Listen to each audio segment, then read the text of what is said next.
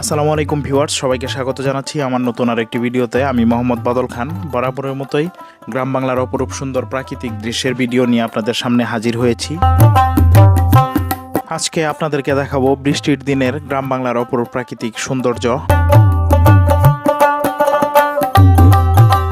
আমি এখন অবস্থান করছি জামালপুর জেলার মেলান্দহ উপজেলার ভালুকা গ্রামে যাওয়ার যে ভালুকা রুটটি রয়েছে, এখানকার এই সুন্দর দৃশ্যগুলো আপনাদেরকে দেখানোর চেষ্টা করছি।